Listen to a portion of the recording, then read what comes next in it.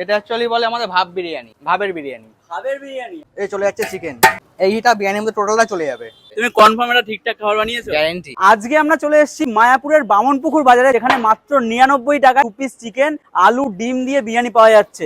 ও দাদা, এসব গুছিয়ে ফেলছো কেন? বিরিয়ানি বন্ধ করলেন নাকি? বন্ধ করবো না, বিরিয়ানি খাওয়া স্টার্টিং হচ্ছে কেবল। আচ্ছা, 99 টাকায় কিভাবে দিচ্ছ? 99 টাকায় যে মানুষ দেয় না না, সেইভাবে ভুলভাল দিচ্ছি। চিকেন নয় তো? না না না না, শিওর তো? অবশ্যই ভুলভাল দিলে তো আমাদের পুলিশ তুলে নিয়ে চলে যাবে। আচ্ছা। আর আমাদের দোকান আপনার সরকারি লাইসেন্স আছে আমাদের। আচ্ছা আচ্ছা, এই চলে যাচ্ছে রাইস, দেখতে পাচ্ছ 99 টাকায় 2 পিস চিকেন, আলু, ডিম দিয়ে কিভাবে দিচ্ছ? এদিকে আসো, পালাচ্ছ কোথায়?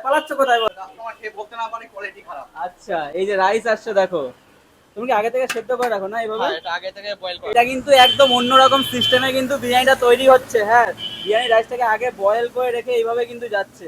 আচ্ছা, এটা হচ্ছে আমাদের কৃষ্ণনগরের অরিজিনাল ঘি, স্পেশাল ঘি। এটা এই ঘিটা বিরিয়ানির মধ্যে টোটালটা চলে যাবে। আর বিরিয়ানি